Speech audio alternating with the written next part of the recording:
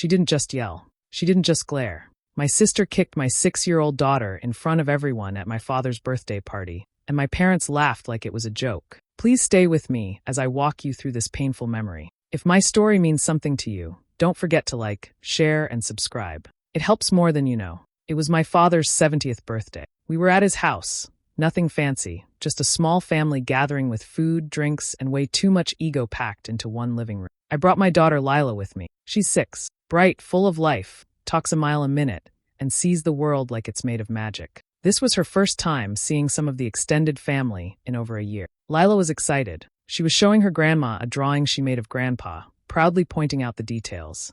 His glasses, his birthday cake, even the missing tooth he lost last year. She was giggling and bouncing with energy, just being a happy child. And then it happened. My sister, Morgan, who's always had this stormy, unpredictable attitude, snapped. I don't know if she was annoyed, stressed, or just being her usual cruel self. She stood up in the middle of the room, looked down at my daughter, and shouted, "Can you shut up for 1 second?" Then she kicked her. Not a nudge, a full-on kick in the shin. The room fell completely silent, except for my parents. My mom actually laughed. My dad chuckled and said, "That girl never stops, does she?" Like what had just happened was somehow funny. Like my daughter being physically hurt by her aunt was just a moment of family comedy. I was frozen for a second, trying to understand if what I saw actually happened. Lila grabbed my leg and started crying softly. Not loud, just the quiet kind of cry kids do when they're deeply confused and scared. That broke me. I didn't yell. I didn't cause a scene. I picked up my daughter, grabbed my bag, and left. Not one person followed me. Not one person asked if she was okay. I sat in my car shaking, holding her close, and promising her that I would never bring her into that environment again. I thought maybe time had changed things. Maybe Morgan had mellowed. Maybe my parents would step in if anything bad ever happened. But I was wrong. The way they all laughed, as if hurting a child was normal, told me everything I needed to know. That day, I lost more than trust. I lost the illusion that I had a real family. When I was a little girl, I learned early that love in our house had rules.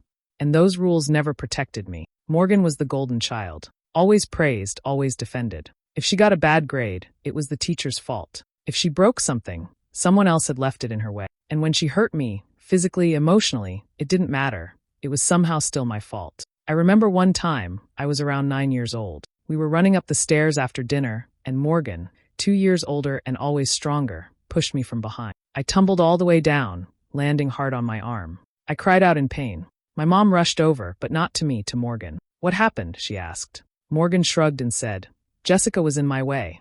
And that was it. They told me I should have watched where I was going, that I was clumsy, that I needed to stop being dramatic. My arm turned blue and swollen, but they never took me to the hospital. I spent the night icing it with frozen peas and pretending it didn't hurt so they wouldn't call me attention-seeking. I lived like that for years, quiet, careful, and invisible. I learned to walk on eggshells while Morgan got to stomp around and break everything in sight. My parents didn't just ignore it. They encouraged it. They laughed when she insulted me. They rolled their eyes when I cried. When I got pregnant with Lila, I swore I'd break the cycle. I swore she'd never feel like I did.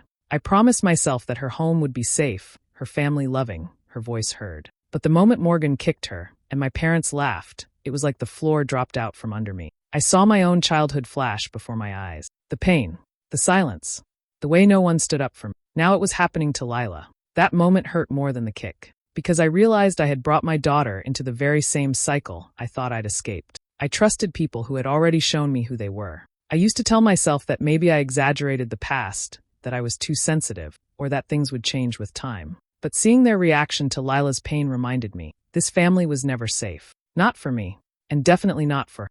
The next morning, I sat on the edge of my bed, staring at my phone for what felt like an hour. I wasn't sure what I expected, but part of me hoped I'd wake up to a message, maybe a missed call, something from my mom saying, "I'm sorry about yesterday. Are you and Lila okay?"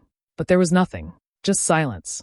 So I called her. She picked up on the second ring, cheerful as ever, like the night before had never happened. I didn't waste time. I asked her directly, "Do you realize Morgan kicked Lila yesterday?" In front of everyone, she sighed. Not with concern, with irritation. "Jessica, your daughter was being wild. Morgan just had a moment. You know how she gets.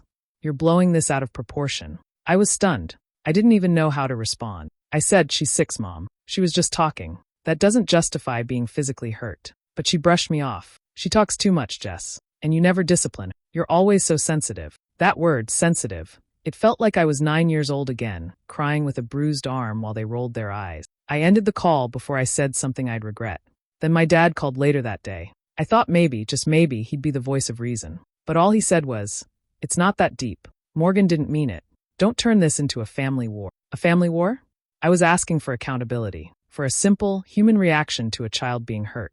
But apparently, that was too much to ask from my own parents. I spent the rest of the day sitting on the floor with Lila, watching her color in silence. At one point, she looked up and asked, "Does Aunt Morgan hate me?" My heart cracked open. I wanted to cry, but I stayed calm. I pulled her into my arms and said, "No, baby. She doesn't matter. You won't ever have to see her again. I promise." That night, I lay awake thinking, if my daughter was asking if she was hated, then this had already gone too deep. She didn't just get hurt physically. She was confused. She felt rejected, unsafe, and I couldn't let her carry that. The next morning, I started looking up therapists. I found one who specialized in child trauma and another for adult survivors of family abuse. I booked sessions for both of us. I didn't want to wait until Lila grew up to heal. I wanted her to grow up strong, aware, and free from the confusion I had spent most of my life living in. And I knew I had healing to do too, because the truth is, the slap didn't start with Lila. It started decades ago. We were just finally breaking the pattern. A week passed. I was quiet, numb even, just trying to focus on Lila's smile and keep things normal for her. But inside, something was boiling. I hadn't spoken to my parents again since the phone call, and Morgan hadn't said a word. Not even a fake apology. My best friend, Dana, came over one evening with takeout and a hug. She'd known me since college. She knew all about Morgan, the childhood stories, the bruises no one believed. After we put Lila to bed, I told her everything that had happened. Dana looked me in the eye and said, "Jess, you need to stand up. Not just for Lila, but for yourself. You've been letting them treat you like this for too long. You don't owe them anything." Her words hit me hard. I'd always hoped one day things would magically get better, that my parents would finally see me, respect me, defend me. But that day never came. Maybe it never would. A few days later, I got a text from my mom. "Thanksgiving dinner, 4 p.m. at our place. Hope you and Lila can come." No mention of what happened. No apology. Just an invitation like nothing was wrong. I sat with the message for a long time before replying. I told her we'd only come if Morgan apologized, face to face. It wasn't too much to ask, I thought. A simple acknowledgement that what she did was wrong. My mom's response came fast. "Jessica, seriously? You always make drama. It's just family. Can't you just let things go for one day?" That was her version of love. Ignore the hurt, pretend it never happened, and sweep it under the rug because we're family. That phrase had been used like a weapon my entire life. I didn't reply immediately. I wanted to. I wanted to scream. But instead, I took a deep breath, put my phone down, and went for a walk. I needed space to think. Later that night, my dad called. He sounded annoyed, not concerned. He told me I was being selfish and holding grudges. That Thanksgiving was about togetherness, not point scoring. He said Lila shouldn't grow up hating her own blood. That was the final straw. I told him Lila wouldn't grow up hating anyone, because she wouldn't grow up around people who hurt her and then blamed her for not getting over it. I said no. No to Thanksgiving. No to fake peace. No to letting things slide, because that's just how Morgan is. For the first time in my life, I didn't back down. The storm was building, yes. But for once, I wasn't afraid of it. I was ready to face it. Just when I thought I'd drawn the line clearly, they stepped right over it. It was Lila's first school recital. She had practiced her little solo song every night for 2 weeks. She even made me sit on the couch and pretend to be the audience while she bowed and giggled. It was the first time in a while I had seen her that confident since what happened at my father's party. She was finally smiling again, finally feeling safe. The morning of the recital, my cousin Ava texted me. "Hey, just a heads up. Saw Morgan in a group chat. She said she's going to Lila's recital today." I froze. My heart dropped. I hadn't told anyone in the family about the recital. I knew better. So how did Morgan even know? And then it hit me, my parents. They were the only ones I had mentioned it to, and only in passing. I called my mom right away. She didn't even try to deny it. "Well, she's family," she said. She wanted to support Lila too. Support? I raced to the school hoping it was a bluff, but when I walked into the auditorium, there she was. Morgan, sitting in the front row like she owned the place, legs crossed, bored expression, sipping coffee like it was a casual Saturday. My jaw clenched, but I didn't want to cause a scene, not before Lila had her moment. The curtains opened. Lila stepped onto the stage with her classmates, her little hands shaking, eyes scanning the audience. And then she saw her. Her whole body stiffened. Halfway through the performance, Morgan started whispering loudly to someone next to her. "This is so long. Why are we even here? They're just kids squeaking off key." She laughed. Lila looked straight at her, tears welling in her eyes. She stopped singing. Just stopped. Her music teacher gently walked up and whispered something, but it was too late. My daughter was crying on stage in front of everyone. I rushed up, held her, and asked if she wanted to go home. She nodded. We left early. Her first recital, ruined. That evening, I didn't wait to calm down. I called my parents on speaker and let them hear every ounce of my pain. You invited her after everything. After I asked for space. After she hurt my child. My dad said, "You're overreacting again. It's not that serious." My mom added, "You're making Lila afraid of her own family." I couldn't believe what I was hearing. Again, they didn't defend Lila. They defended the woman who humiliated. I ended the call. No tears. Just silence. This time, it wasn't just betrayal. It was a choice. And they made it. After the recital disaster, I decided I was done. Truly done. No more explaining. No more hoping they'd understand. I blocked my parents' numbers. I deleted the family group chat. I wanted peace, for me and for Lila. But peace didn't come easily. Morgan didn't take the silence quietly. Instead of reflecting on what she did, she went on a campaign. I didn't even know it was happening at first. But slowly, the messages started rolling in. "Hey Jess, heard you're going through something. Praying for your healing. You should really talk to your mom. Life's too short to hold grudges. Don't turn Lila against her family. That's not fair to her." I was confused. Then Ava, my cousin, the only one I still trusted, sent me a screenshot. It was Morgan in the family group, saying I was mentally unstable and projecting her childhood issues onto everyone. She claimed I was isolating Lila and keeping her from experiencing real family love. She even said I needed help. Professional help. I felt like I couldn't breathe. She wasn't just trying to make me the bad guy. She was rewriting history. And the worst part, they believed her.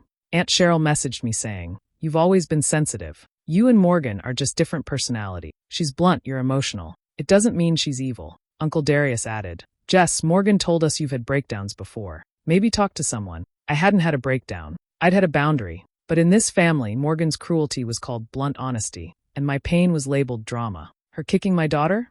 Just a moment. My decision to protect my child? Overreaction. It hit me then. I was never going to win this. Because they never really saw me. I was just the quiet one, the sensitive one, the dramatic little girl who always made a fuss.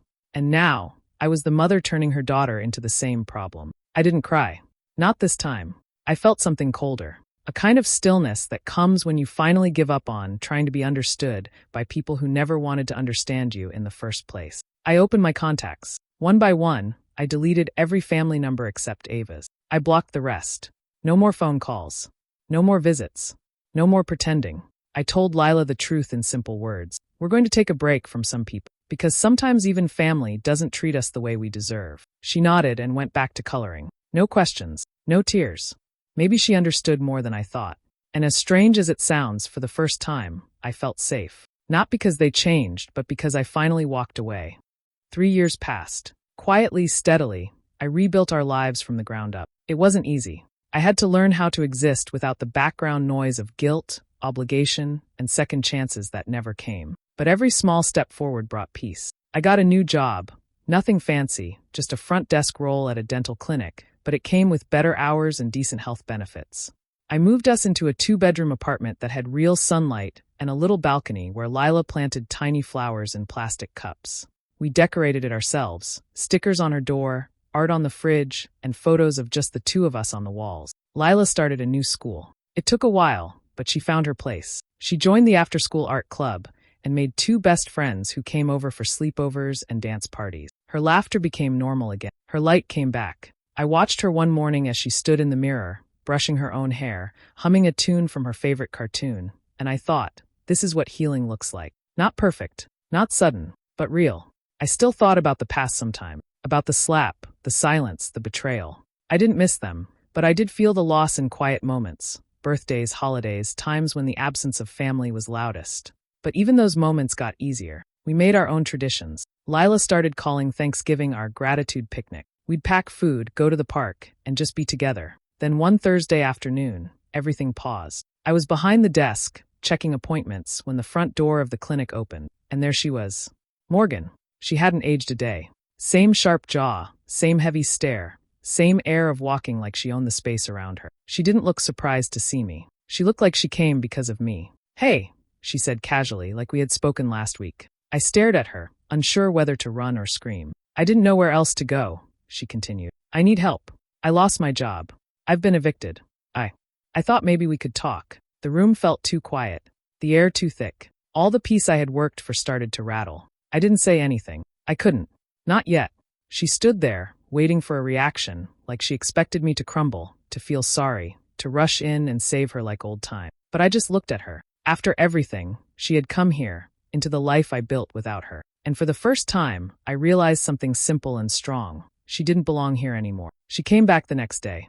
I thought maybe seeing me at work had been a fluke, a moment of desperation. But no, she waited for me in the parking lot after my shift. As I walked toward my car, there she was, leaning against it like she belonged in my life. "Jess, please," she said, her voice low and shaky. "Can we talk?" I didn't want to. Every part of me wanted to walk right past her. But curiosity, maybe old habit, made me stop. She launched into it before I could speak. "I lost my job 3 months ago. I've been trying to stay afloat, but now I'm being evicted. I have nowhere to go. No one else to ask." I stood still, staring at her. Not angry, just empty. And then she said the line that made my stomach turn. "I know things were rough before, but we've always been close. I thought maybe you could help me, just for a little while. I'm your sister." "Close? We've always been close?" I let out a quiet laugh. Not because it was funny, because it was absurd. "You hurt my child," I said softly. "You humiliated her in front of our entire family. And when I protected her, you told everyone I was unstable, that I was poisoning her against the family." She flinched. Her mask cracked. "I didn't mean to. I've had a rough childhood too, Jess. You think I had it easy? Mom and Dad messed me up too." I was angry and— "No," I interrupted. "You don't get to use that." She froze. "You didn't kick a 6-year-old because of your childhood. You kicked her because you could. Because you were angry and you wanted to shut her up. You didn't accidentally humiliate her. You made a choice. Just like you made a choice to lie about me. Over and over." Her eyes started to water. She opened her mouth, but no words came out. "Do you even know what it took for me to rebuild my life?" I asked. "To fix what you and our parents broke. I gave Lila peace. I gave her safety. I gave her what we never had. And you think I'm going to let you walk in now, pretending we're sisters again, because you finally fell?" She wiped her face, nodding slowly. But her expression wasn't remorse. It was disbelief. She had come expecting to manipulate me the same way she always had. But I was done being that girl. "You need help," I said. "But not from me." She stood there for a moment longer, stunned and silent, then turned and walked away. And for once, I didn't feel guilt. I felt calm, because some people fall, and they expect you to catch them, no matter how many times they've dropped you. But not this time. The call came on a quiet Sunday morning. I was making pancakes while Lila drew at the kitchen table. My phone buzzed, and when I saw the name on the screen, I froze. "Dad." I hadn't heard his voice in nearly 3 years. My thumb hovered over the decline button, but something made me answer. "Jessica," he said, his voice thinner than I remembered. Weaker. "It's me." There was a long pause. He took a breath. "I'm in hospice. Lung cancer. Stage 4. I don't have much time." I didn't know what to say. My mind was blank. "Morgan told me you refused to visit," he added quietly. "She said you've shut everyone out. I wanted to hear it from you. Can we talk? Just once before I go. Make peace." My hand gripped the phone tighter. My heart felt like it was being pulled in 2 directions, one by guilt, the other by memory. I remembered that night. Lila sobbing on stage, Morgan laughing, and him, sitting in the audience, chuckling like it was nothing. My daughter's pain was just a family joke to him. And later, when I begged for him to understand, he told me I was too much. Too dramatic. Too sensitive. Too everything. Now he wanted peace. I told him I'd think about it. He said he understood and gave me the name of the hospice center. That was it. I sat with it for 2 days. I didn't tell Lila. I barely slept. Part of me wanted closure. But a louder part of me remembered that closure isn't always something you get from others. Sometimes you have to make it yourself. So I wrote him a letter. It wasn't cruel, but it was honest. I told him how I felt growing up invisible, how his silence during Morgan's abuse spoke louder than any words. I told him what it meant to finally break free, for Lila, and I told him I hoped he found peace in his own way, but that I already had mine. I drove to the hospice the next day. I didn't go inside. I walked up to the front desk, handed the letter to a nurse, and asked her to give it to him. She nodded gently. I stood outside for a few more minutes, staring at the building, wondering what I was supposed to feel. But the truth was, I didn't feel regret. I had said what needed to be said. Not with a tearful goodbye, not with false forgiveness, but with truth. And I left, because some doors, once closed, don't need reopening. The night was cool, and the waves whispered softly in the background as the bonfire flickered before them. Just Jessica and Lila, wrapped in blankets, toes in the sand, the stars stretching endlessly overhead. It was Lila's birthday. No party, no loud guests, just the two of them, exactly as they wanted it. Jessica reached into her bag and pulled out a small velvet box. She handed it to Lila, her eyes warm with emotion. "Go on," she said. "Open it." Lila's fingers trembled slightly as she lifted the lid. Inside lay a delicate gold necklace, simple, with a small heart-shaped charm. It shimmered in the firelight. "It's beautiful," Lila whispered. Jessica smiled. "It used to be mine. Grandma never let me wear it growing up. Said I'd ruin it. Said I didn't deserve nice things." Lila looked up at her mother, surprised. "Why?"